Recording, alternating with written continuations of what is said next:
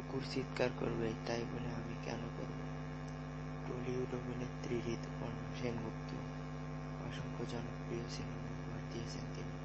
কিছুদিন আগে সৃজিত মুখার্জি পরিচালিত রাজকাহিনী সিনেমায় অভিনয় করেন এই অভিনেত্রী। আলোচিত এই সিনেমায় নিজেকে ভেঙে নতুন এক ঋতুকে উপস্থাপন করেছেন তিনি।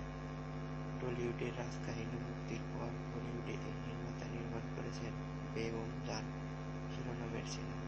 এটি রাজকাহিনীর রিমেক। এই সিনেমার ট্রেইলার প্রকাশের পর ঋতুকে ঘিরে বেশ বিতর্ক তৈরি হয়। যদিও এতদিনের বিষয়ে তেমন কিছু বলেনি ঋতুপর্ণা সেনগুপ্ত। সম্প্রতি ভারতীয় একটি সংবাদ মাধ্যমে সাক্ষাৎকার দিয়েছেন ঋতুপর্ণা। এ সময় তাকে প্রশ্ন করা হয়, আপনাকে নিয়ে সংবাদ মাধ্যমে এত আলোচনা হলো, এতে আপনার ব্যক্তিগত জীবনে সমস্যা হয়নি? এমন প্রশ্নের জবাবে ঋতু বলেন, কাজটা যখন মস্তিষ্ক দিয়ে না করে হৃদয় দিয়ে করি তখন তার খেসারত দিতে হয়। এখন বেশিরভাগ শিল্পীরা শর্ত না রেখে কাজ করে না। আমি কোনোদিন কৌশল অবলম্বন করিনি, আর কে কি বলছে তা নিয়ে আমি মাথা ঘামাবই কেন? বর্তমানে 16টি সিনেমার কাজ নিয়ে ব্যস্ত সময়ে কাজ করছেন ঋতুপর্ণা। এদিকে বাংলাদেশের একটি সিনেমায় অভিনয়ের বিষয়ে কথা বলছেন বলেও জানা গেছে।